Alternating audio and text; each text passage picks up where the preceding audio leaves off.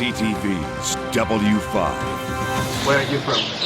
From Canada. A Canadian tourist. I'm on holiday. Locked up in a Mexican prison. How could that happen? An unimaginable hell for a father and husband. He's terrified. Kept month after month behind bars with no evidence he did anything wrong. Nothing. Victor Malarek. This has got to be your worst nightmare. It is. With a vacationing family's new reality. Everybody is lying. Nobody is telling the truth.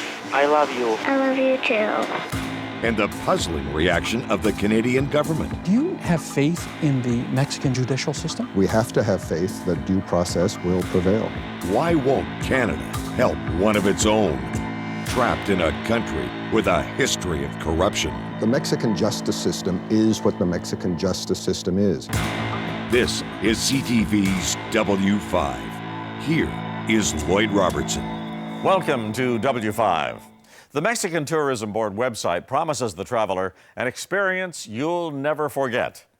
But these days, with that country's war on drugs in full force, the experience can leave memories of military checkpoints, machine gun-toting police, and even shootouts with the big drug cartels. Take the case of the Kulisek family from Vancouver, who decided to take an extended road trip to Baja. Theirs is a lesson of being in the wrong place at the wrong time and meeting up with some people who turned out to be not quite what they seemed to be. It all ended in a nightmare for one family member who, as Victor Malarek reports, can best be described as a victim of Mexican injustice. Punta Grande Maximum Security Prison near Guadalajara. Home to the most dangerous criminals in Mexico. The cells are underground. End up here, you literally don't see the light of day until you're released. Punta Grande is also where this man is locked up, Canadian Pavel Kulisek. He's been here for nearly a year. How he got here is a story about how a family's dream turned into a nightmare. And the story begins here, in Vancouver, British Columbia. That's where Pavel Kulisek, an immigrant from the Czech Republic, arrived 20 years ago. And built a successful building contracting company. Pavel worked hard. And played hard. In his spare time, like many Canadians, Pavel liked playing hockey. And riding his all-terrain vehicles, his other great passion. He's coming again. But most of all, Pavel was a family man. Santa's here! Santa's here! Santa's here! Wow. His life revolved around his wife, Jarina, and their two girls. The eldest, Isabella, and the youngest, Anna. So Merry Christmas to everybody. Cheers. What is this? Well, you'll see. He's interested in his family. That's his number one, his girls. And me. We've been together for 21 years. Pavel's interest in his family inspired him to make a plan to change their lives around. They would spend several months traveling in Mexico. What was it that drew the family to Mexico? Number one thing was to spend time with the family, especially with the girls, because he was always working really, really hard and long hours. He just felt like he's missing all this time with these girls. You know, they're growing so fast, and he just wanted to spend time with the girls. So the family bought an RV and headed down the west coast to Baja. Along the way, the family stopped and played together. Lots of beaches and sunshine. And one of the best places in the world for dirt biking. Pavel taught everyone in the family how to ride an ATV. And I think she likes it. Eventually, they ended up here, at a little town near the tip of the Baja Peninsula, Los Barriles. A quiet little place with nice beaches, a friendly expat community, even a school for the girls. Pavel and Jarina decided to buy a house and stay for a few years. It wasn't a fancy place, but Pavel was a very proud owner. It was all a dream come true, but it wouldn't last. About a year ago, Pavel started getting ready for the mother of all dirt bike competitions, the Baja 300. And that was when he was introduced to a fellow off-road enthusiast, Carlos Herrera. He was introduced to Carlos by one of the real estate agents in Los Barriles. You met Carlos. I did meet Carlos, yeah. What was he like? The first impression I got was same like Pavel. Family-oriented man. He had 4 little children, always talking about his children and his wife. The two families got along so well that they had a couple of barbecues together. But mostly, Carlos was a dirt biking buddy. But within weeks of meeting Carlos, Pavel's life would dramatically change. Pavel received a phone call from Carlos that he's sitting in a hot dog stand just 2 blocks from our house. And at the time there was Eduardo with him. Eduardo was someone that Pavel owed money to for construction supplies. So Pavel jumped on his ATV and sped off to pay him. He just hopped on his bike and went there. He didn't even take his cell phone with him, only wallet, and went there, and he never came back. You're sitting at home. I was at home with the girls, yeah, and I actually was putting them to bed, and I fell asleep with them, and then when I woke up around 11 at night, and Pavel wasn't around. Jarina called Pavel's cell phone.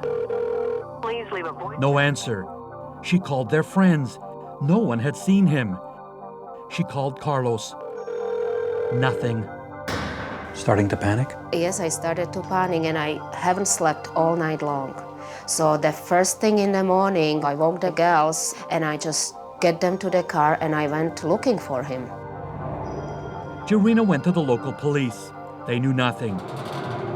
She drove around the town looking for Pavel. No luck. It was as if he had vanished. Jarina contacted the Canadian consulate. And they started looking, and about 4:30 in the evening, they found out that he was taken to Mexico City along with Carlos and Eduardo. Pavel and 3 other men had been arrested by federal police. Something to do with drugs. When you were told that Pavel had been arrested along with these 2 other men, what did you find out? I was shocked. I just had no idea. The first thing, I had no idea what I will do or how could that happen or what to do. So yeah, I contacted a few of my friends, and everybody was advising, oh, you need to get a lawyer as fast as you can. What happened to Pavel was unimaginable. His dirt biking buddy, Carlos, wasn't Carlos at all. Police identified him as Gustavo Rivera Martinez, allegedly one of the top men in the Tijuana drug cartel. And Eduardo wasn't Eduardo. Police said he was Marcos Asmet Hernandez, a corrupt cop with multiple convictions for trafficking. Also a member of the cartel. As for Pavel, well, police weren't sure who or what he was. Where are you from? From Canada.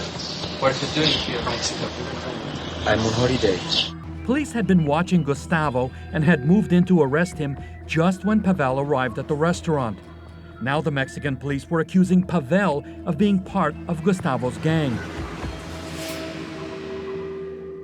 What was Pavel's reaction that he's caught up in a big Mexican drug cartel? His impression was, oh, there was a mistake made. This just can't be happening to me. So it took some time for him to really absorb the whole situation that he is in. Had Pavel ever been in trouble with the law before? No, never. Not Never in in Canada? Czech Republic, never in Canada, Never in Mexico. Anywhere in the world. Never involved in drugs? No, never. A fact corroborated by this letter from the RCMP, who, at Jarina's request, searched their criminal database and found nothing on Pavel Kulisek.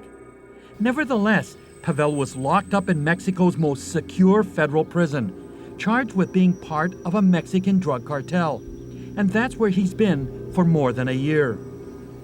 Ahoy, Daddy. The only contact with the family, 7 minutes per week by phone. The plan to spend more time with the family had gone terribly wrong. What has this done to your family? We were a happy family. Right now, we are struggling over everything. Struggling indeed. Most of their money goes towards Pavel's legal defense. They're back in Vancouver, but they've rented out their home to raise extra cash. Jarina and the girls have moved into a converted garage. And of course, they have no father. The girls, They miss their dad. of course they miss their dad, yeah. Okay, girls, so after lunch we're gonna go to the playground. They have lots of distractions. I'm trying so hard not to get them involved, but it's hard on them. What was it like the first Christmas without their dad? The Christmas was the worst time of everything.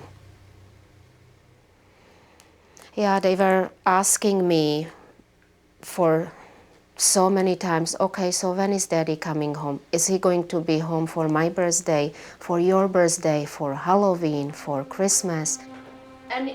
What makes this really difficult, Jarina says, is that she can't even give the children any definite answers. She has no idea when Pavel will come home. Another week, another month, another year, or even longer. And I'm just keep telling them, girls, I really don't know. I wish he's back as soon as possible. And I'm working really hard to get him back as soon as possible. But I really don't know when. Next, caught up in an out-of-control drug war. They know that I am innocent. Why a Canadian tourist is suddenly being called a criminal. Innocent people has to pay the consequences. When CTV's W5 continues.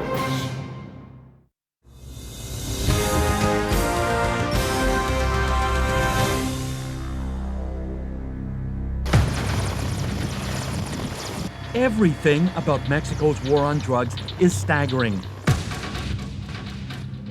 The number of people killed last year, over 7,000. The amount of drugs being moved through the country, 16,000 tons a year. And how ineffectual the government has been in stopping the cartels. Even bringing in the army hasn't done much good. Under huge pressure for any kind of success, the government has made a lot of noise about anything that could be perceived as a victory, like the arrest of Gustavo Rivera and Canadian Pavel Kulisek. And according to Pavel's lawyer, Guillermo Cruz, that's why his client is still in jail. How much of this case has to do with politics? The Mexican government has to get results in this Mexican drug war. The state has to fight with all the strength against the organized crime, but in any case, I believe that innocent people has to pay the consequences of this policy. Innocent people? That's correct. And Pavel? It's innocent. An innocent, strong words, but from a defense attorney. So what does the case amount to? An anonymous phone call started the accusation against Pavel Kulisek. A corrupt former cop out to save his own skin provided evidence in the case. And a prosecutor allegedly on the take from a rival drug cartel built the case. Not exactly sound legal ground. This, I gather, is the Mexican government's case against Pavel Kulisek? That is correct. Cruz showed W5 what's called the Auto de Plazo Constitucional, the document that summarizes all the evidence the judge believes is relevant. In this case, it's just one piece of information that was provided by the prosecutor, and it's a statement provided by a protected witness. The protected witness? This man, Marcos Asmat. The man Pavel knew as Eduardo. He says, Gustavo introduced me to Pavel Kulisek. He collaborates with Gustavo, getting him properties to be used as safe houses. This protected witness is a former police officer who served time in Mexico and the States for drug dealings. a corrupt cop looking to make a deal. In fact, he later admits he didn't see Pavel commit any crimes. He just heard about it from Gustavo. He also admits Pavel didn't know his real name or Gustavo's. The prosecutor did look for other evidence against Pavel. He contacted Mexico's organized crime intelligence group. They didn't find information regarding Pavel. So the organized crime people in Mexico City with the police found absolutely no information on Pavel Kulisek. That is correct. Mexican officials also asked the U.S. Justice Department for information. U.S. authorities knew the other accused. So there's nothing in the United States or in the Mexican intelligence files that says Pavel Kulisek is in any way connected with an organized crime or drug cartel network. According to this brief, according to the police investigation, anything. An ordinary working guy, a family man. That's what police in Mexico, the United States, and Canada discovered about Pavel Kulisek.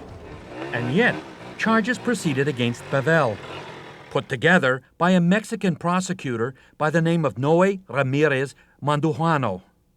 The main prosecutor. That is correct. Now, he's an interesting character now himself, isn't he? And that's because you have the latest edition of The Economist. Economist magazine, picking up on the scandal in Mexican papers, reported Ramirez had been arrested for allegedly taking bribes from a drug cartel. Upwards of $450,000 a month from Mexican drug cartels. That is correct. That's gotta be way over the top. That is correct. A prosecutor accused of taking bribes, leading the case. A corrupt cop, the only witness. Cruz filed for an immediate dismissal of the charges. They've been waiting 10 months for the judge to rule. We are not asking for any favor, or we are not asking for something that would be outside of the law. If this case is reviewed properly by the right person, I'm pretty sure that Pavel has to be released. But Pavel's case seems to be going nowhere. And meanwhile... How is Pavel holding up in prison? He's always trying to put a happy face when we talk on the phone, but I know that he's not okay. He's, knowing him, what, the person he is, he's terrified, I guess. According to Jarina, life in prison is a nightmare. Pavel slept on little more than a metal shelf for months. He has skin rashes, chronic stomach problems, and broken teeth. He's gone weeks without soap or toothpaste. Jarina says what keeps him going is the memories of his family in happier times. And this 7-minute weekly phone call. Hello? Hello, thank you. Pavel is calling collect from Guadalajara, Mexico. Will you accept the charge? Yes, I'm accepting it. ¿Está listo, señorita? Okay. Hello? Ahoj, Pavle. Ahoj. Isko, víš o tom, že Carlos je teďka ten witness protection? They let him go? Barely a chance to say hello. And Pavel is asking questions about his case. Questions Jarina can't answer. All she can do is reassure him.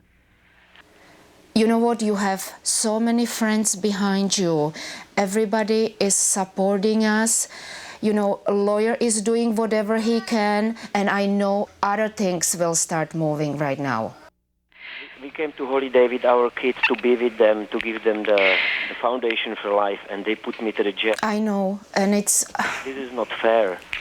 And they've got nothing against me. Nobody's got against me nothing here. They are very friendly to me. They know that I am innocent. If I knew it was happening in Mexico, I would never come. I would never come to Mexico before. I know, but it's just too late. You don't know. Everybody's lying. Everybody is lying. Even here, nobody is telling the truth. I actually have no idea how he can hold on for so long. I can't imagine be in his shoes. Pavel's imprisonment is obviously wearing him down. It's also having an impact on the rest of the family.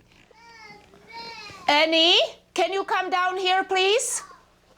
The youngest daughter can't bear to speak at all with her father. Ahoj, tati. Ahoj, Izabelko, jak se máš? Isabella still looks forward to the calls. Everything is okay at home? Co? Everything is okay at home? Yeah. Yeah. Oh, Izabelko, I miss you so much. Me too.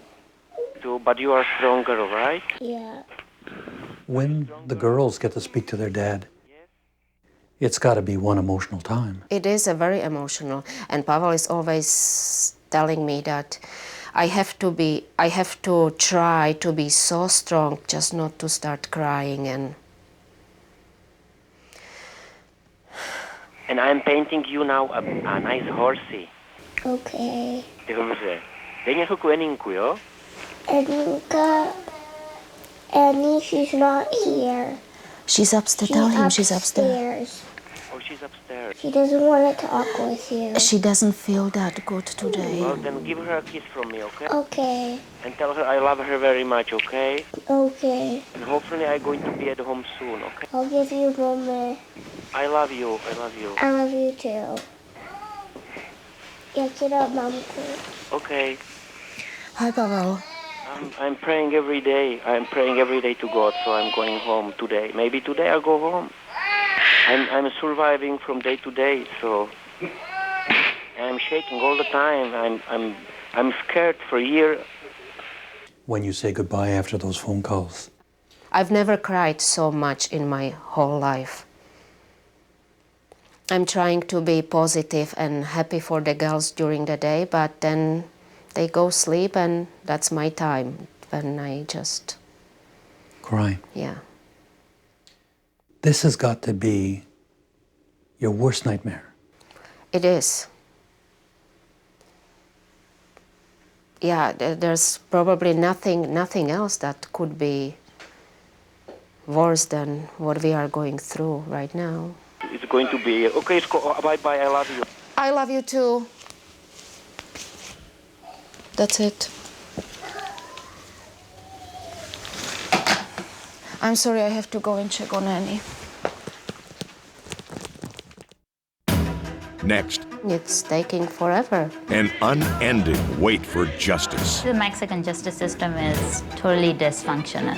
What does the Mexican ambassador in Canada have to say about a family's enduring pain? Can you do something that can speed things up? When CTV's W5 continues.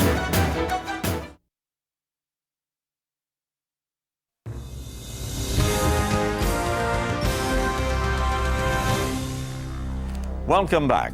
Our story so far, Canadian Pavel Kulisek has been in a Mexican jail for more than a year. With no sign of a trial date, he seems trapped within the Mexican justice system. And when Kulisek's friends and family tried to help, they claim they were met with indifference and found a justice system where injustice can be frighteningly common. Here again is Victor Malarek. It's been a year since Jarina Kolesakova's husband, Pavel, was arrested, jailed, and charged with being part of a drug cartel. A statement by a corrupt cop, the only evidence against him. Pavel has now been in prison for a year. 1 year, yes. In his wildest imagination, your wildest imagination, did you think that this would take this long? No, I had no idea. I thought it will get sorted out, in a short period of time, because there's nothing he could be held there for.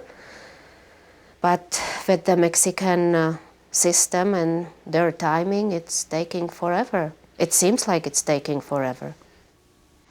Tired of waiting, Jarina and her friends have tried to put a little pressure on the Mexican government. In the fall of 2008, Jarina's friends organized a protest outside the Mexican consulate in Vancouver. We are not criminals and we need help. They're not asking for favors, just that the judicial process get moved along at a reasonable pace. And we want Pavel freed. Free Pavel! Free Pavel! The end result? A meeting with the local consul general, a promise to look into the situation, and then silence. Mexican justice. Not the first time Canadians have seen how this system works. 3 years ago, the Mayan Riviera. A Woodbridge, Ontario couple, Dominic and Annunciata Ayanero, were found murdered in their hotel room. The Attorney General supervising the case, Belo Rodriguez, accused 2 single moms from Thunder Bay, Kimberly Kim and Cheryl Everall, with the murder. For us, they remain principal suspects. W5 obtained exclusive access to the Mexican police investigation. There was no evidence to connect the women to the murder scene. Nevertheless, the Attorney General stuck to his accusations. They can point the finger at you for anything, and you are guilty till proven innocent. So it's really scary. You have no rights when you go down there. Step cautiously, because if you make the wrong step, you just happen to be in the wrong place at the wrong time, your life's going to explode. To this day, these 2 women, without any supporting evidence, remain suspects. In fact, a year ago, the Attorney General kept the case moving by submitting his evidence to the courts. Mexican justice. And just last year, another case. W5 brought you the story of Brenda Martin, 2 years in a Mexican jail without being convicted. I've been assaulted. I've been threatened death. Her crime? She worked as a cook for a con man, Alan Wage. Virtually no evidence existed to suggest Martin was involved in a fraud. Even her former boss swore an affidavit that she wasn't involved. Yet before the Mexicans finally returned her to Canada, they found her guilty of money laundering. Mexican justice. And according to this woman, cases like these are not the exception. They're the norm. Tamara Tarasiuk is a lawyer and researcher for Human Rights Watch. She spent 3 years working on this study on Mexican justice. I'd say the Mexican justice system is totally dysfunctional. And the best way to show that it's totally dysfunctional is that it's not providing justice to victims of crime. How dysfunctional is it? Well, though torture is illegal in Mexico, confessions extracted by torture are admissible in a court of law. In general terms, judges accept coerced confessions as evidence in trial. So a prosecutor finds it much easier to beat a confession out of someone and use that as evidence to build a case than to carry out a thorough and reliable investigation. Tarasiuk says the system is corrupt and subject to political interference, and she's not alone in her conclusions. Amnesty International also just published a report. Their conclusions? The functions of the public prosecutor's office are highly susceptible to political or personal influence to secure unwarranted or even fabricated prosecutions. And Transparency International, a group dedicated to fighting corruption around the world, also recently concluded between 50 and 70% of federal judges were corrupt. Impunity and corruption appear to prevail within the Mexican justice system. I think corruption is a problem in Mexico, and it's a problem in the justice system, as it is in many parts of the government. And that can definitely have an impact on the way investigations are carried out and trials are made. In a justice system like this, just how safe are Canadians? W5 asked for an interview with the new Mexican ambassador in Canada, Francisco Barrio. When you have Amnesty International, Human Rights Watch, and you have Transparency International really slamming the Mexican justice system, it's not because of exceptional cases. It's because they're saying this is the way it is in Mexico. Well, I respect those opinions, but for me... you don't agree? No. No, I don't agree with those. I used to be a public officer in my country and had a contact with many cases, and I can tell you that most of times the judicial system functions according to the law. according to a law that still presumes everyone is guilty, says Tarasiuk. If you have so many people that can be detained for months on end without them being convicted of a crime, you are in practice impinging on the presumption of innocence. W5 also wanted to ask the ambassador about Pavel Kulisek. Perhaps Mexican officials had evidence we didn't know about. Do you have any evidence against Pavel Kulisek that he was involved in a drug cartel? If I have that information, I cannot give it to you.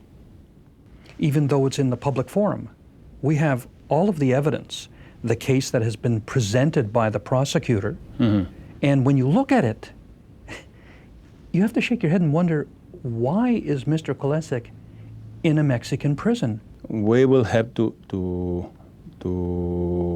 wait for the final resolution, and then we can comment. But Pavel may be waiting a long time, according to Tarasiuk. Mexican justice moves really slow. Look, in Mexico, over 40% of the people that are imprisoned still have not been convicted of a crime. This means that they are waiting for their cases to be built and for judges to decide what's going to happen to them. Bottom line, people wait years for a trial in Mexico. Brenda Martin waited 2 years. Pavel Kulisek has been waiting a year with no end in sight. And what about the allegedly corrupt prosecutor running Kulisek's case? The one accused of taking money from the drug cartels? And he's going after this Canadian. I insist you, this is the first time that I ever hear that information that you are saying, that the prosecutor was found in that situation. The first time he's heard of it. A scandal that made headlines around the world, including coverage by every major Mexican paper. The LA Times, the New York Times, CNN, and the BBC. Yet the ambassador says he was unaware of it. Finally, W5 asked the ambassador if he could help Pavel Kulisek. Can you do something that can, I don't know, speed things up? Believe me, it's the truth.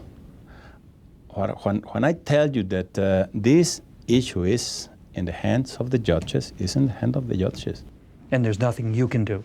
And nothing. As an ambassador, you can't interfere? I can do it because the judiciary system has its own field of action, and they have to be respected. The ambassador promised to make some inquiries, but says he can't really interfere. Another dead end for Jarina and her daughters. She says there's only one avenue left open.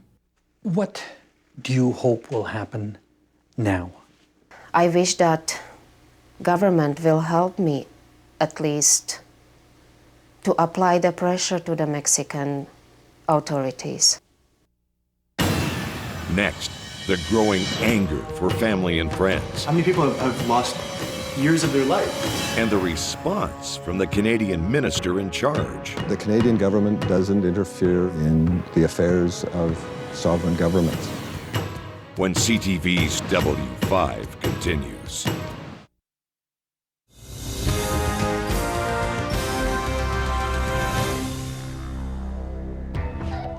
A dream vacation There is a bartender. that turned into a nightmare. A Canadian father of two locked in Mexico's most secure prison. A case built on corruption and hearsay.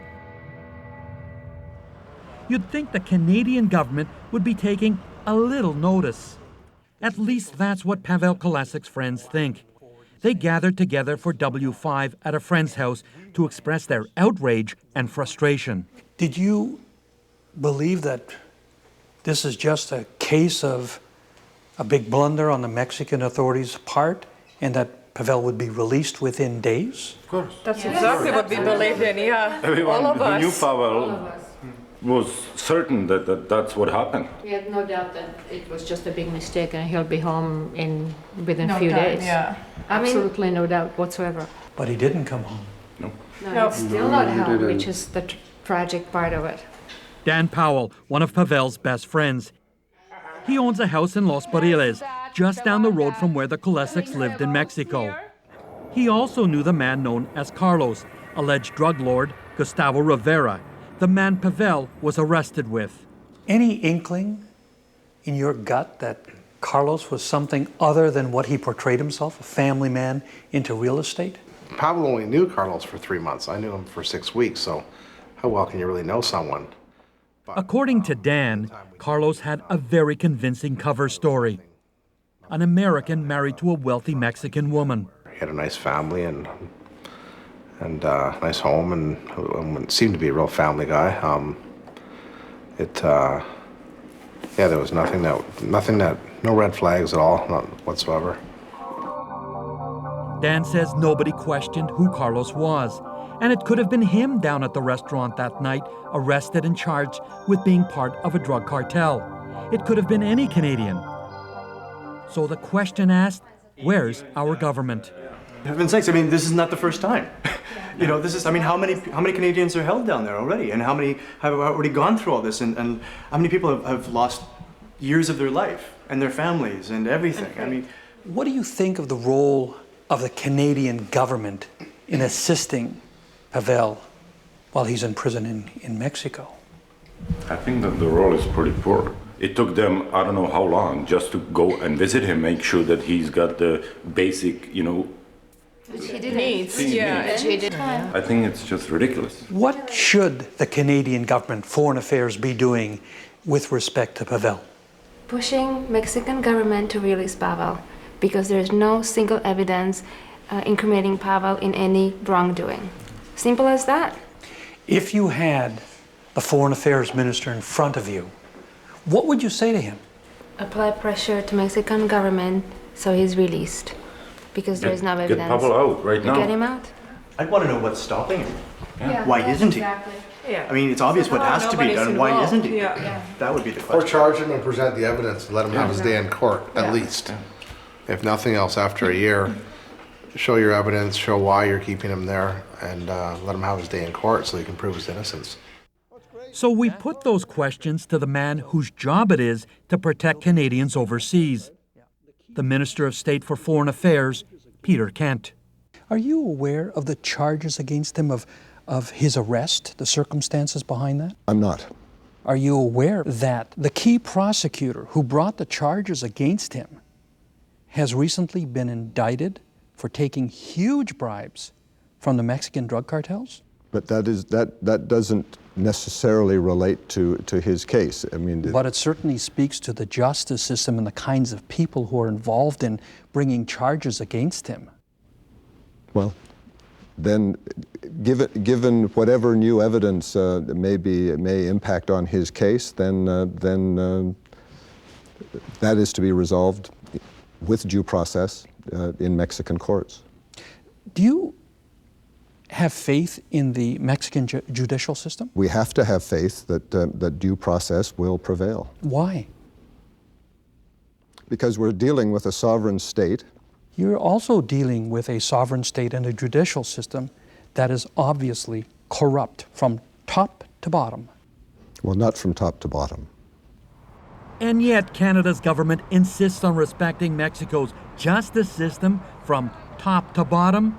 It's a statement Canadians have heard from Foreign Affairs time after time.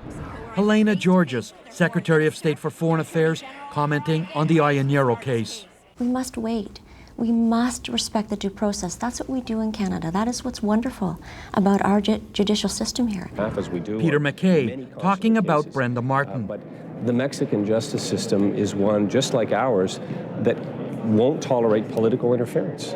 And now, from Peter Kent. We have to have faith that due process will prevail. And what do the experts have to say about that kind of blind faith? Once again, Tamara Tarasiuk. Would you say it's reasonable to treat Mexico's justice system as a normal, healthy, functioning system? Certainly not. I don't think it's a normal, healthy justice system. Yet, regardless of whether Mexico's justice system is dysfunctional, according to Foreign Affairs, if you get into legal trouble in Mexico, you're on your own. When a Canadian is charged, in a place like Mexico. Does your department, your officials say, you know, we're looking at all this material, it just doesn't make sense? No. Why not? Because the nation of Mexico is a sovereign state. We stand back and we let due process take its course. Even if that due process is a corrupt system or a system that moves like a snail? Anyone who visits Mexico should be aware of the very different nature of many aspects of Mexican society. But when you get stuck in a jackpot that's not of your own making, is that what you say to the Canadians? Well, they're tough. The Canadian government doesn't interfere in the affairs of sovereign governments. A puzzling and frustrating answer for Pavel's friends. Once you have the evidence in front of you, which is available to Canadian government, and should be, they should go through it, look at, you know, there's no evidence, we want this Canadian citizen released. And that should be simple as that. They should have guts to do that, and I don't think they have the guts to do that. Pavel Kulisek rots in a Mexican maximum security penitentiary or prison. His wife and his 2 children sit in Vancouver crying every day for their husband and father to come home. The Mexican justice system is what the Mexican justice system is, but his case is proceeding. There is consular oversight, and to this moment, and we don't know when it's going to be resolved, but it is proceeding. And there is some consular involvement, a visit every 5 weeks. Pavel said the most recent one lasted 20 minutes. And after months, Canadian officials finally set up a prison bank account so Pavel could buy soap and toothpaste. Not enough for Jorina. Not while her husband languishes alone in a Mexican jail. Talk of Pavel's problems proves to be a little more than Jorina can bear on this night. Can somebody speak? You're a Canadian, he's a Canadian, your children are Canadian. Yeah. Do you expect more? There is all this evidence that he haven't done anything. So, I mean, I believe that they could do more. If nobody is prepared to do more, Jorina fears it could be a long time before the Kulisek family enjoys this kind of gathering. United again.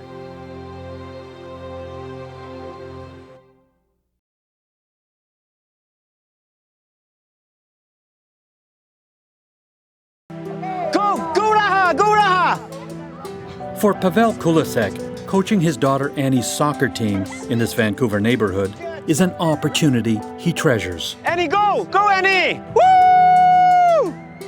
Until recently, spending time with Annie and his older daughter, Isabella, was something he could only try to imagine. Go! All right, It was very difficult. You don't even think about, I was just thinking about my girls, just to hold them all the time. Pavel spent 3.5 years in a Mexican prison for crimes he didn't commit. It's like your worst nightmare. It was a worst nightmare for me and for my wife. A world away from his wife, Jorina, and their 2 daughters, locked away with hardened criminals. You can describe these feelings, right? You are in between 4 concrete walls, you are nobody. Back in 2007, Pavel Kulisek, an immigrant from the former Czechoslovakia, was a successful building contractor. But after a decade of hard work, he decided it was time for a major lifestyle change. I worked so hard since we came to Canada, and I just decided I want to spend some time with them. It was my always kind of a dream. So the Kuliseks did something most of us only dream about, and headed off for a year-long vacation. Their destination, Mexico's Baja Peninsula. You know, we bought an RV and we go wherever the wind's going to bring us. So like an extended dream vacation. Yes, exactly. Along the way, they stopped to play, at the beach, in the sun, and indulge Pavel's passion, dirt biking and off-roading. The family ends up in an idyllic seaside town. We end up to be in Los Barriles because we just love that little village, and the people were just awesome. Quiet, with sandy beaches, a friendly community, even a school for the girls. Pavel and Jarina decide to buy a house and stay a while. It's a dream come true, but it's one that won't last. Soon after arriving in Los Barriles, Pavel prepares for one of Mexico's major off-road races, the Baja 300. That's when he meets another dirt bike enthusiast, a man calling himself Carlos Herrera. The two hit it off. Tell me about your first meetings with him and the family. Normal person. He started visiting us in our house, and his family was just like my family. It was lots of love, I can see it. Then one night on March 11, 2008, about 3 months after meeting Carlos, Pavel receives a phone call. Carlos and another acquaintance, Eduardo, invite Pavel for a beer at a nearby hot dog stand. So I just changed from my pajama to my shorts and put some jacket on and jumped on my quad, and it was like 100 meters from my house. That decision to join Carlos and Eduardo would prove disastrous. Pavel's wife, Jarina, spoke to W5 in 2009, a year after that fateful night. He just hopped on his bike and went there. He didn't even take his cell phone with him, only wallet, and went there, and he never came back. Within minutes of arriving to meet Carlos and Eduardo, Pavel finds himself in the middle of a massive police takedown. According to his count, more than a dozen armed men descend on the hot dog stand. And I just look around and I can see Carlos and Eduardo.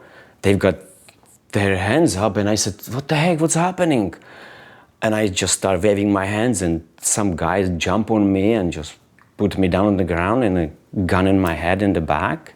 You thinking, this is not real. Like, it was just unbelievable. Soon after, Pavel is spirited away by plane to Mexico City. Upon arrival, he, Carlos, Eduardo, and another man are paraded for the news media. Pavel has no idea that he's been caught up in a major police operation. Collateral damage in Mexico's drug war. So you're all paraded in front of the television cameras. You look pretty stunned, pretty out of it. What did you say? Do you remember? I have no idea. The cameras record it all. Where are you from? From Canada? What are you doing here in Mexico? I'm on holiday. Back in Los Barriles, Jarina had fallen asleep. She has no idea what Pavel is going through. When I woke up around 11 at night and Pavel wasn't around. Jarina immediately calls their friends. No one has seen him. Starting to panic? Yes, I started to panic, and I haven't slept all night long. Jarina drives around town, but there's no sign of her husband. She contacts the local police. They know nothing. It's as if he has vanished. But later that day, word finally comes that Pavel is in custody. I was shocked. I just had no idea the first thing, I had no idea what I will do or how could that happen or what to do. In Mexico City, Pavel is grilled by an official from Mexico's organized crime unit.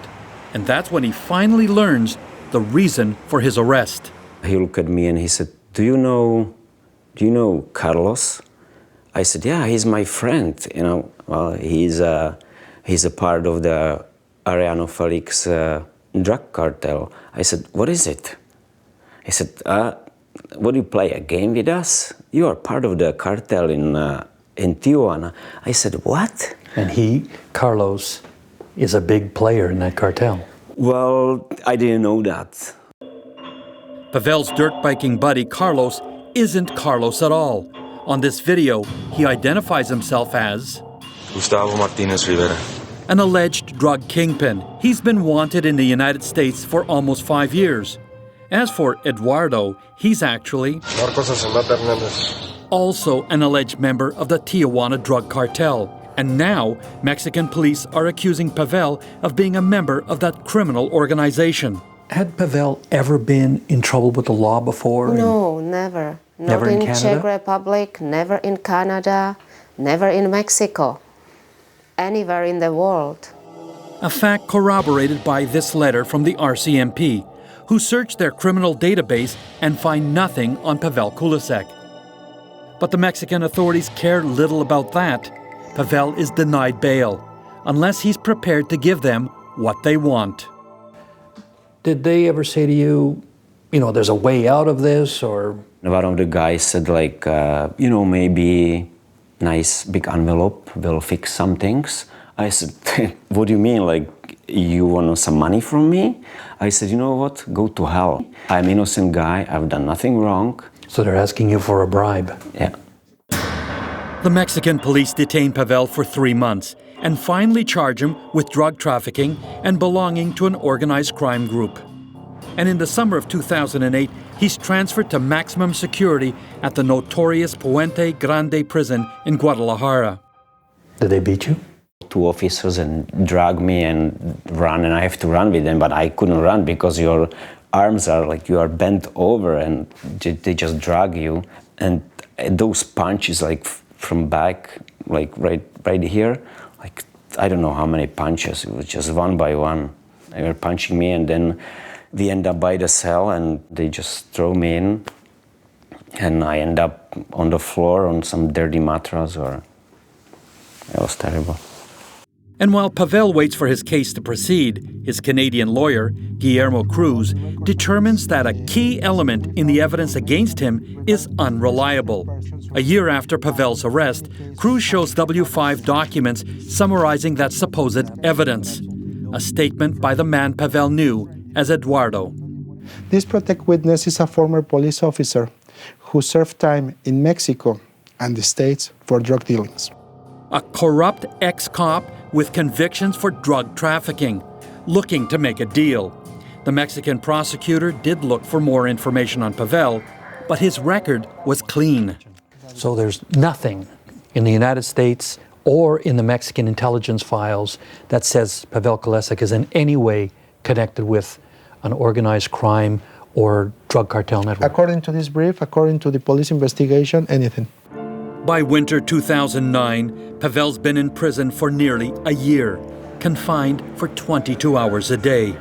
Jirina, Isabella, and Annie have long since packed up and returned to Vancouver, living in a converted garage so they can rent out their home to help pay for Pavel's legal expenses. The family's contact is limited to very short, very infrequent phone calls. Everything is okay at home? Yeah. Yeah. Oh, Isabelko, I miss you so much. Me too. You had phone calls home. Yeah. Difficult on you?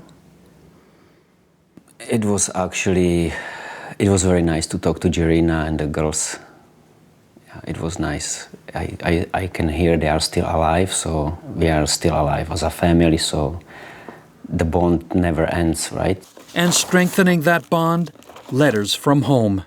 This one is something. Hi, Daddy. I love you. I miss you very much. I hope you come home soon.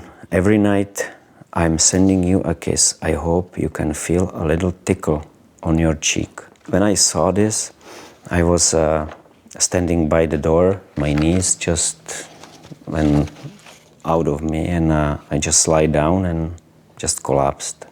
That was I think that was the worst day I ever had there.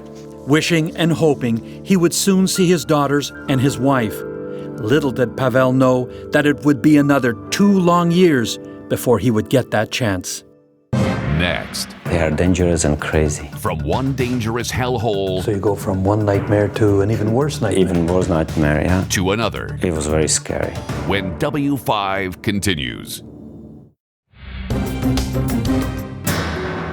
It's early 2011, and Canadian Pavel Kulisek has endured almost 3 years in Mexican jails for crimes he didn't commit. Caught up in a raid to net alleged drug cartel members, Pavel waits for the opportunity to prove his innocence, still waiting to be set free. You're thinking that all of this is going to come to an end soon. So it's 1 day, 1 month, a year, another year, another year. You ever give up? No, I was fighting every day. I was very positive. It's going to be, I'm free next day. Always, every day. Tomorrow I'm free. Tomorrow I'm free. Tomorrow I'm free. The unwavering belief that his ordeal would come to an end soon, sustained by a newfound faith. You know, all my family, it's believing God, and I said, like, what the heck, God? Like, how can, believe in God? And I always wondering, people talk about God. And I found him there. In a rat hole? Yeah. So God was your driving force? 100%. Stay alive? He was there with me every day. But by spring, even his faith in God is being tested. Pavel understands that yet another delay in his case will mean that his next hearing won't come for at least another year. It's too much to bear. And on March 14, 2011, Jarina receives an urgent phone call from a Canadian official. They told me that last night Pavel wanted to kill himself. The official tells Jarina that Pavel tried to hang himself, using his prison pants for a noose. Why did you want to end it? I didn't want to end it. I just want to help myself to get free. And I really thought that time that nobody's going to help me. But how do you set yourself free by putting a noose around your neck? I thought I going to kind of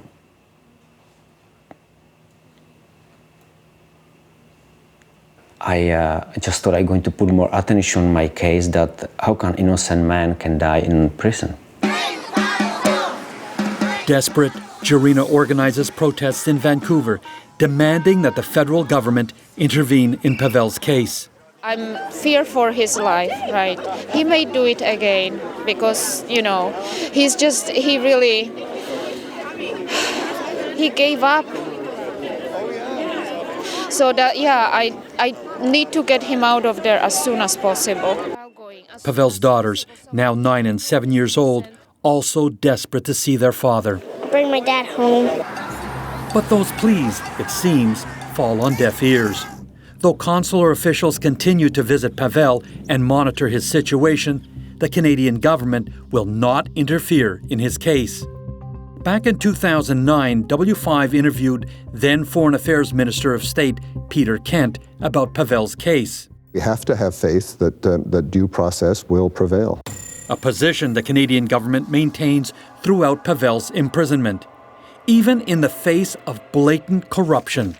Not only is alleged evidence against him provided by a drug trafficking ex-cop, Mexican officials assigned to his case are indicted for corruption, one even landing up in the same prison as Pavel. But Pavel's attempted suicide does impact the course of his case. He is removed from the maximum security prison, though where he's sent to next is far worse.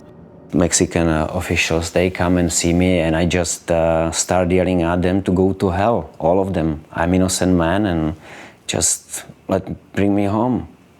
But you weren't sent home, you were sent to a psychiatric prison. Yeah, that was even worse than the first jail. So you go from one nightmare to an even worse nightmare. Even worse nightmare, yeah. Nobody can imagine. You are with the most dangerous people.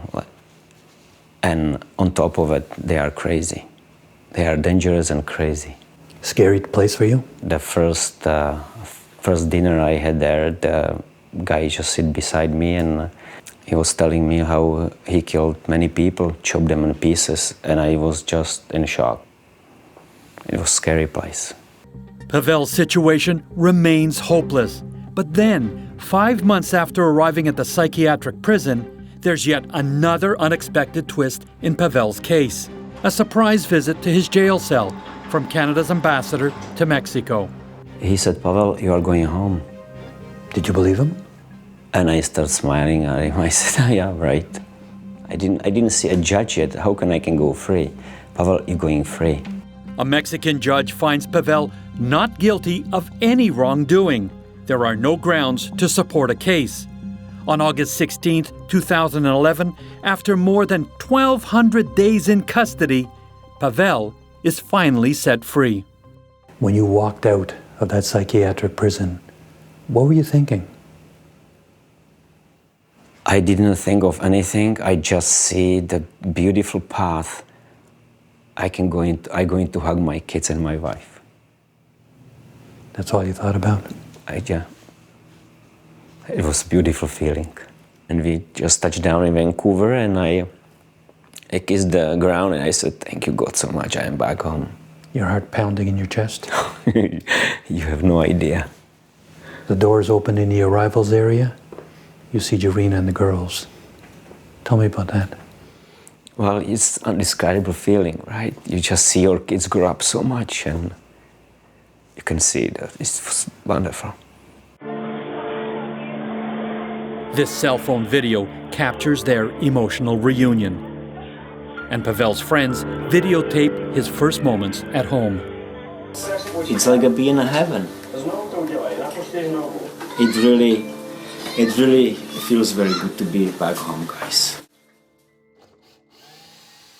Now, 2 years after his homecoming, Pavel is busy rebuilding his life.